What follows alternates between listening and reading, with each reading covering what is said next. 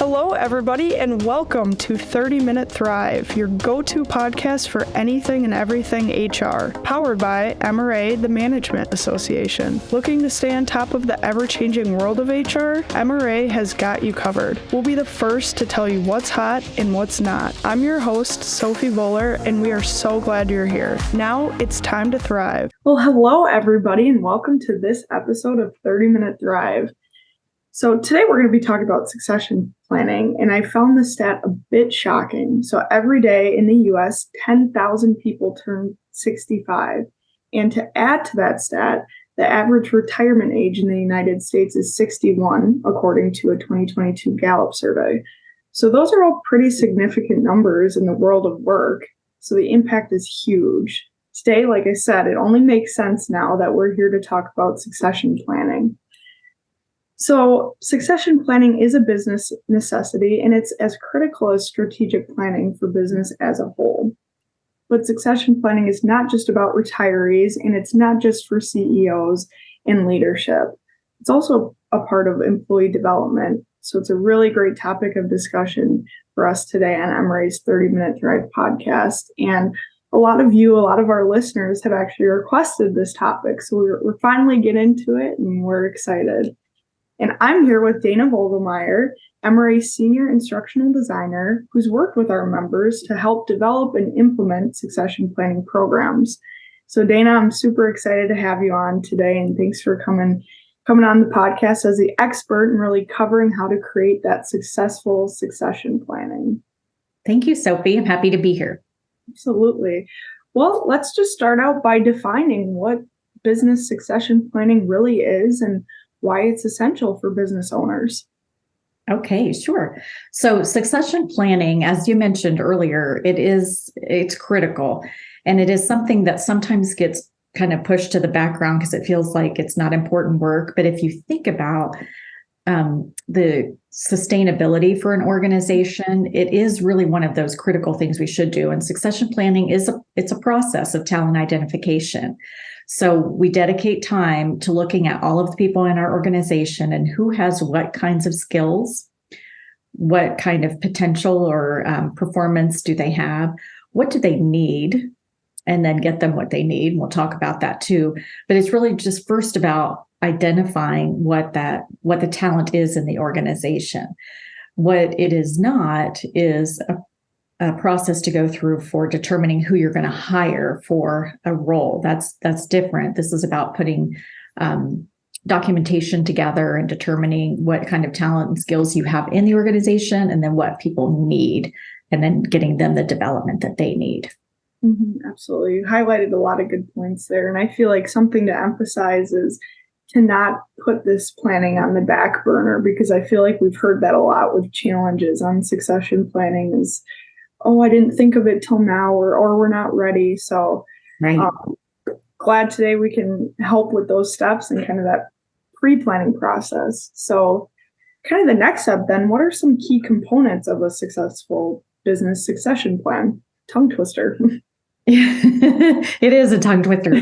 Yeah. So some of the kind of key components to think about are identifying critical roles that you might have in the organization, where if for some reason there was a gap there and someone had left the organization, like that would really create a problem. So what kinds of critical roles do you have? What kind of niche roles do you have where it's hard to find a good pool of candidates with that skill set? It might be super unique. You want to identify that. You also want to, as one of these key components, think about business challenges that you either currently have or are coming. So an example might be you currently have this issue of we're in the middle of expanding. Maybe we only do operations on the East Coast. We're going to expand to the West Coast, or only in the US, we're going to go global, so that might be something you're in the middle of, but also looking out. And that could be part of your strategic planning process, and you learn some information there. So bring that information in to your succession planning and think about, there's a new law that's going into effect that might impact your industry. There could be a new competitor that is entering the marketplace. There could be some kind of restrictions, or maybe you experience some supply chain issues, or one of your big suppliers is going out of business.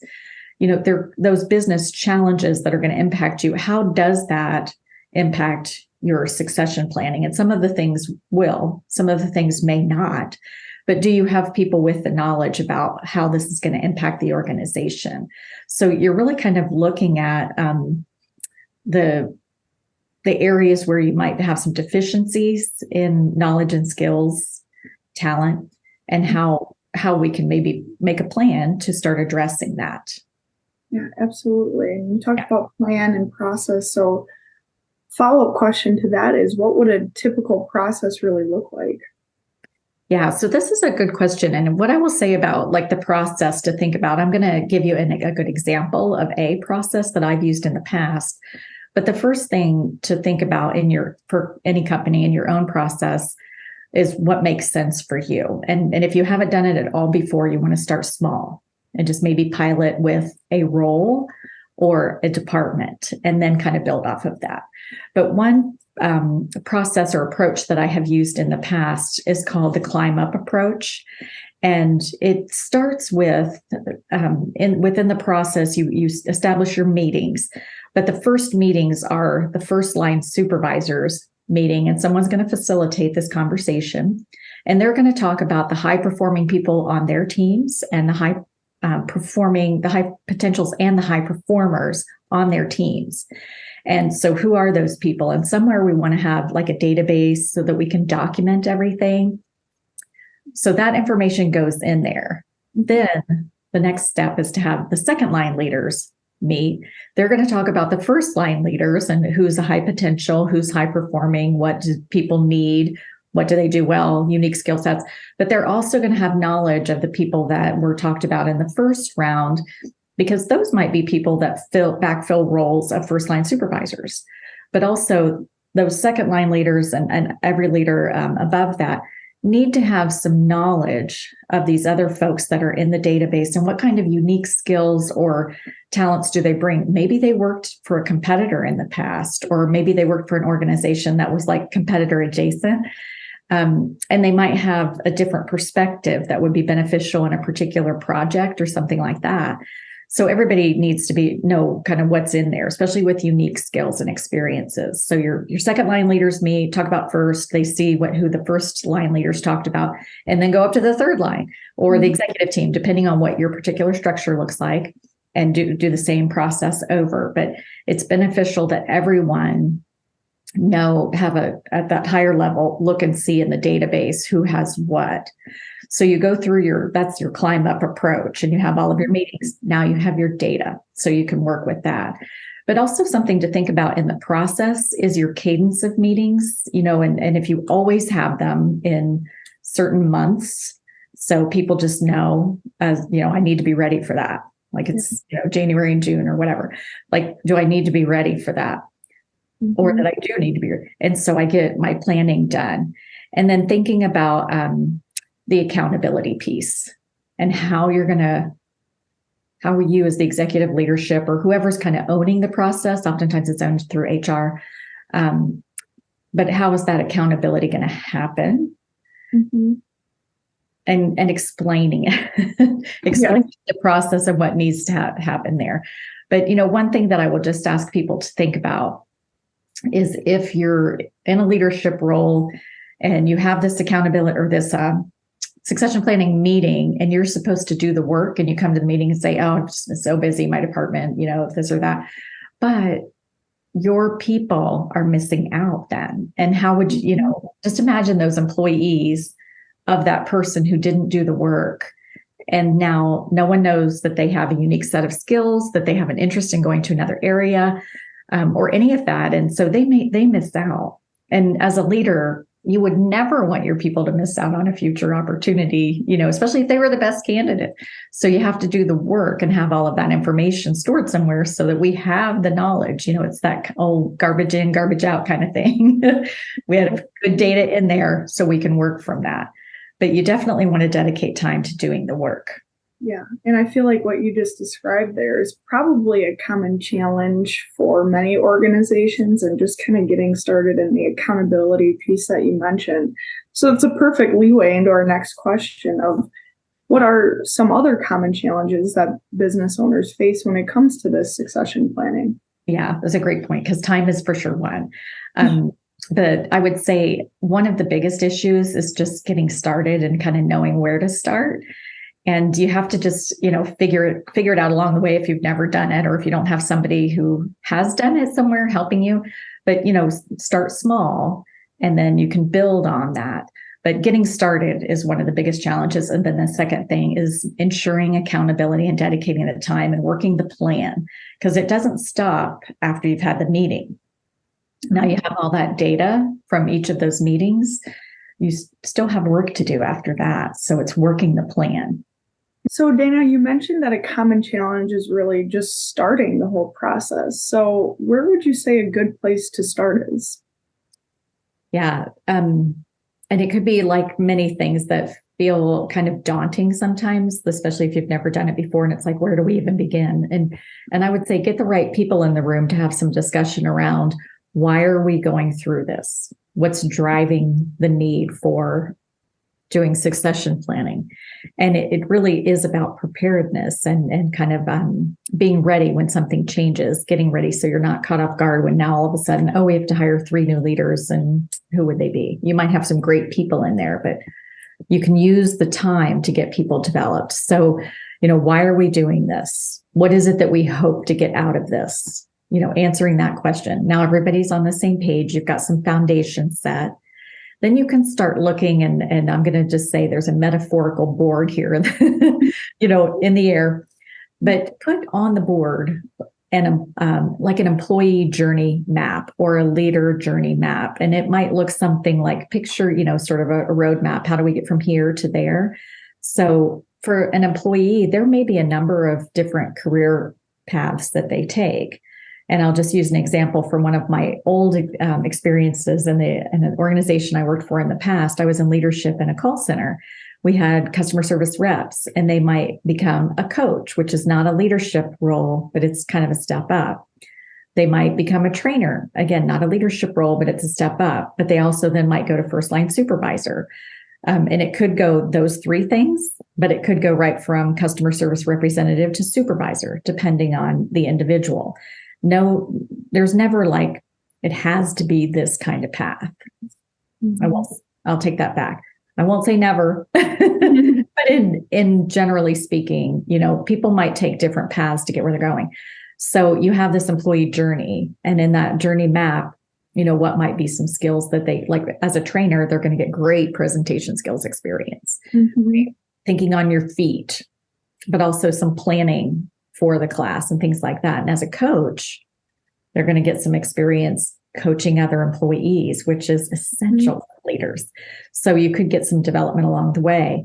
Then when you think about the leader map, in my old experience, I'm going to use another example. For leader maps, we did things like you might have a first line supervisor who's only ever worked kind of in this area. And we want to get them some experience in another part of the organization. They might lateral over into an analyst role. And so they're not supervising people now, but they're learning some of the business problems, and they're working on cross-functional teams. So they're getting a whole new set of experiences that help them learn more about the company. And especially, if you're in a large organization, it can give them some different experiences. Then they might go to a second line manager, or they might go to a manager of analysts or something different. But you could also go from first line supervisor to second line manager or something like that. But you just need to think about what are the needs and who has a unique set of skills and an interest in, a particular role. So kind of figuring all of that out, and you can start with your why statement, then go to your journey maps, and that will help you. Once you do those individual development plans, ultimately, so we've done the why, now we've done our journey maps, we've had some discussion, then we had our meetings, and we've got all that data in our database. You can see what people need individually, but as a leader, now it's my responsibility for my people to get them what they need. So there's kind of that leg, if you will, but then you'll have people in the database who have common learning needs, development needs. So for example, maybe they've never done any type of coaching or performance management or employment law. So if there's 20 people in the database that need that, now you can send people into a common class. And that could be something like our PLX classes, or it could be something you do on site. There also might be some kind of really easy things to get off the ground. If you give everybody a link to a TED Talk and say, watch this TED Talk between now and 30 days, we're going to have a meeting and we're going to talk about it. That's great development for people to come to the meeting and hear what other people's perspectives were. And they share their perspectives. So get some experience with all of that and collaborating on a project, or it could be any number of things that you could do that could be quick hits within the company. You could do like a book club, but then there are other things that might be bigger, like a PLX or a round table or going to a class on employment law or something like that. But, use that data to help you make your plans and do your, the execution of the plan. No, absolutely. Those are all great examples. I'm glad that you brought those up. And I loved hearing about your success in your past roles too, and kind of just sharing your real life stories. We talked about gaining new skills, and some of that includes technology skills too. So I guess my question here is, how do you use data then specifically to assist in succession planning in the process? Yeah. So assuming that everybody, the new hires are going in and putting their information into whatever your HR software is, however that process looks, that could be just through HR, maybe putting that information in. But again, garbage in, garbage out. So the data has to be in there. But usually your HR system has an element of like ways to search. So you could search for like degrees in accounting, or you could search for people who have a certain certification or speak multiple languages. You could also use that information in your database to search for what's the age range. As you kind of opened up with 10,000 people are retiring every day. So what is that age range? How many people are in that group and in what roles? And is it that one critical role where there's only one person with that institutional knowledge? And you don't want to ask people like, hey, you're turning 65 or whatever. You don't want to ask that. You're just looking at the data and taking that to your meeting and saying, this is what the data is telling us. These are things that could happen, and we should be prepared for these things. So use the reports and the information that you already have in there. If it's possible, you might want to automate with some succession planning software. There are some great programs out there that make it so easy, very intuitive, user-friendly programs. So again, you can put the information in, and you can even set alerts, and it will tell you like, Dana, the meeting is next month and you need to be prepared to talk about your team members, that kind of thing. But you could also kind of move people from ready now, or maybe they're ready with development in the next 12 months, or maybe ready with development 1 to 3 years or something like that. So you can set it up in whatever makes sense in your organization. But then, educating everybody on what all those things mean. Ready now, what does that mean? So if there's an opening and your name's on the list, she's ready now. So we've got 35 people who are ready now for this first line supervisor job. That's a great place to be if you've got a big pool like that. So you can use that data to kind of aid you in this process. Yeah, I'm glad that you brought up the automation and automating the process a little bit more, because I'm sure a few people are a little overwhelmed with the whole succession planning process. So at least, now that there are tools to help you with the process, that It's another challenge. Yeah. So we talked about in the beginning that this planning isn't just for CEOs and leadership or retirees. So are there specific roles to prioritize, or are there high-risk roles that need more attention than other roles? Yes. And I would say think about 3 in particular. So one is if you have a particular role where only one person does it, and especially if one person has done it for years and they have all that institutional knowledge, you don't want to lose that. And, it's easy to just, so-and-so has always done it and they've always been there, but at some point they're not going to be there. So what are the plans in place so that you don't have an issue when that person does leave? So you're planning for it. That's why succession planning is so essential for organizations. You want to be prepared for when these things happen and you're not caught off guard going, oh my gosh, what are we going to do now? Somebody could hit the lottery, right? and they're gone.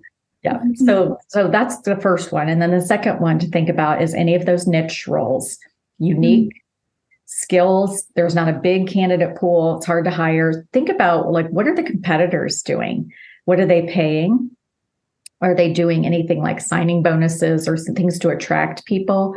And are those things that you need to consider? Maybe you've never done it in the past, but things have changed, and it might be that now you need to change to accommodate, that pool so that you can attract the best talent. And then the third thing to think about really are your growth plans. So if you are going to expand, if I mentioned going global or something, like what are the needs there? If you're even just from a growth perspective, maybe it's not even going global or anything like that, but one of your strategic goals might be, we're going to increase sales by 20%. Well, as everything increases, so do oftentimes the number of employees. So you might need to hire multiple leaders next year. Do you have anyone in the pipeline that's going to be a good leader? In the meantime, if you know that's going to happen, if that's the plan, in the meantime, can you work on getting people prepared? So you have all that great information from your meetings in the database, and you see who might be the next first line leaders. Potentially your people that have some potential and have been performing. So let's say there's 20 people in there. You could take 20 people and send them through some kind of a development class to get them prepared. And then you have a good candidate pool to choose from when you have that growth that you've been expecting. So those are kind of the three areas that I would say to consider. Yeah, absolutely. And we've talked a lot on emerging leaders here on the podcast. So again, that's a great group of people to kind of get roped into this discussion too. Absolutely.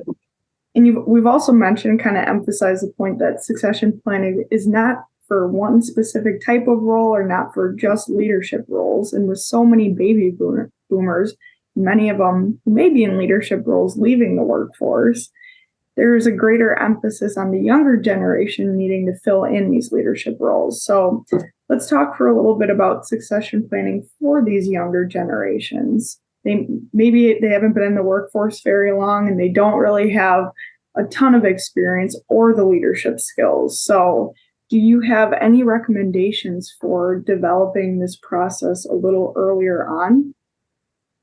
Yeah, I would say, a couple of things to think about when looking at sort of that, I'm going to use your phrase about next generation of leaders, because consider, especially for people who've been in the workforce for a long time, about the evolution of the workforce itself.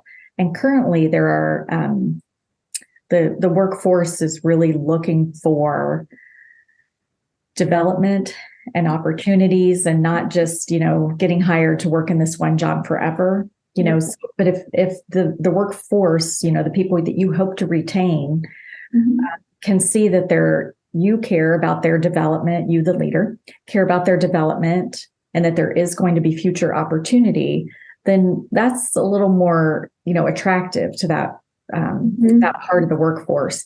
The other thing about that part of the workforce, a lot of times you have people who they want to know their leader and they want their leader to know them as a whole person. There used to be an old adage back in the day that, check your baggage at the door. When you come to work, it's work time.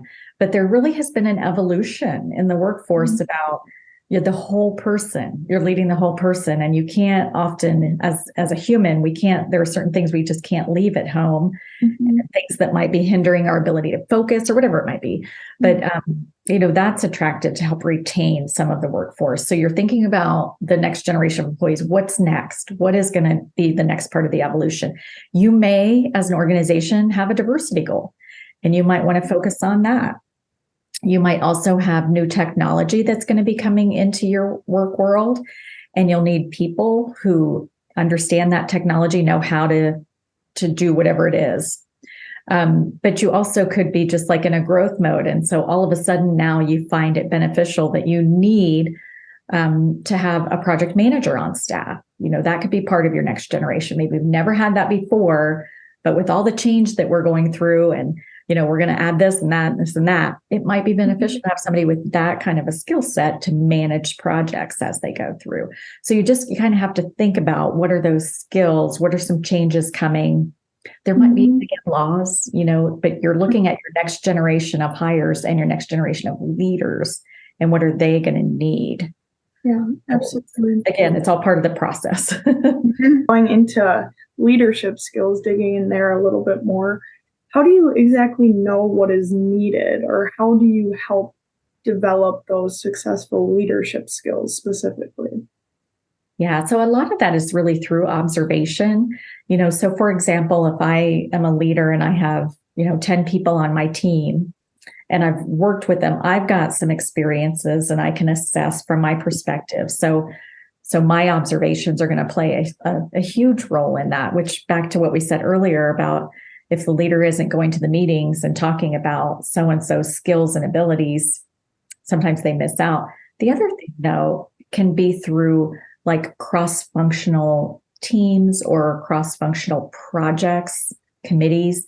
So, for example, if I am a sponsor of a new project and I have people from 10 different departments that are on my project team, so I can see that person's work product, if you will, because they come to the meetings. Are they prepared? Do they meet their deadlines? Do they work well with others? Just all those things. And then I can speak to that too. So their manager can speak to their performance. I can speak to their performance. So there's some other examples. And in that too, I might have a different perspective because I might say they were great at these 5 things. And what they could benefit from is learning more about this other part of the organization that's a complement to their work. And if they understood more of the ins and outs over there, I think that it could help them understand kind of what levers to pull or when things happen, how that's going to impact another department. Just kind of seeing the organization more holistically or the organization more as the system that it is. And that can really help when it comes to things like problem solving or cross training or anything like that. Mm-hmm. So really, a lot of that is, again, through observation. But then, you also think about what they need next and how do you kind of meet those needs. And a lot of that's through the development plans and things. Yeah, absolutely. I feel like that's been a common trend of what we've also talked about this year is that cross training and the leadership development opportunities and all that great stuff that you mentioned. So I love those examples. That was great advice. But Dana, as we wrap up here, can you share any real life success stories or case studies even of businesses that have effectively navigated this succession planning process? Yeah, sure. So I will share that there was a company that I worked with not long ago. And they had a pretty good succession planning process already in place with their meetings and their documentation, and it wasn't automated. They were using an Excel sheet. It worked for them. It was not a large organization, so as they continue to grow, they might want to automate. And that was one of the things we did talk about. But what they really wanted to focus on were accountability and what kind of enhancements could they do to their existing process. So there were a couple of things that we talked about. And one was moving from meeting twice a year to, for a while, let's meet 4 times a year. And then people it's closer, right? So you've done it more times and people are kind of more ready each time because it's like, oh, that's 3 months now and not 6 months away. So I've got to be ready. And what have I done from this meeting to the next? And that's a reflection of me as a leader on my performance. Did I take time to dedicate to developing my people? So kind of, making those meetings more frequently can really, help with that accountability piece. But then the other thing one of the things that I had experience with in the past that I recommended was make one of the leaders the owner of a particular meeting. So if it was my turn to be the leader of the meeting, then I set the meeting, I send out the invites, I pull up the database if we're doing it virtually and I show it online and I facilitate the conversation. That's a different level of ownership. And if I know I'm going to be responsible for the meeting, And I'm going to do all my prep work ahead of time. And it's just like anything else, like riding a bike, right? The more you do it, the easier it gets, the better you get at it, the more comfortable you are with it. Mm-hmm. So if I have to have ownership in a meeting, I'm going to work a little harder to get prepared. I don't want to go in ill prepared, but also it's a way to get more used to it. So you've got somebody that can kind of run that meeting. And then the other thing we did talk about was potentially automating the process. And again, just making it easier for the leaders to do that work. That's part of our work as leaders. So the executive team, if they need to approve like the purchase of some kind of software to make this work easier and better information, better data to work with, that might be part of this, your succession planning work too. So that was a company that I worked with before, or one of our member companies that I worked with. But in my old role, before I came to MRA, in one of my past lives, if you will, one element in our succession planning process that I liked was, so you had accountability to your leadership to do the work, to come into the meetings prepared. And if we were not prepared, our leader was having a conversation with us about not doing the work. But the other thing is kind of like dual accountability was, the expectation was after those meetings and after the conversation and all, I would go back and have a meeting with the people on my team that we talked about, the high potentials and the high performers, and to have the conversation around, here's what you do really well. And here's some things we think you could benefit from. And so let's make that happen. But that was an expectation. So my leader would say, have you had your accountability meetings with your team yet? So it's kind of coming from both directions, and it's just another way to kind of make the work happen. But it is a little bit of muscle memory, again, the more you do it, the easier it gets, and you start having those conversations and planning it. It just becomes part of the work after that. Mm-hmm, for sure. Those are great examples too. And even some action steps that listeners can take away and start implementing right away too. Yeah. It's great. But Dana, I want to thank you for being on the podcast today, and thank you for sharing your expertise and your success with succession planning. Thanks for having me, Sophie. Yeah, and to our listeners, if you like the chat and topic today, I know a lot of our members and listeners requested this topic, so I would urge you to comment something new that you learned today or anything that you'd really like to add on to this conversation. We always want to hear from you and hear what you're doing specifically around this topic too. And don't forget to share out this episode. Consider joining MRA if you aren't a member already. We have all the resources you need in the show notes below, including a number of succession planning resources in the show notes below too. So take a look at those. We've also got Dana's bio and LinkedIn profile. So if you'd like to connect with her, Dana, I hope that's okay. You might be getting some new connections. Absolutely. Otherwise, thank you so much for tuning in. Dana, I appreciate you being here, and we'll see you next week. And that wraps up our content for this episode. Be sure to reference the show notes where you can sign up to connect for more podcast updates. Check out other MRA episodes on your favorite podcast platform. And as always, make sure to follow MRA's 30-Minute Thrive so you don't miss out. Thanks for tuning in, and we'll see you next Wednesday to carry on the HR conversation.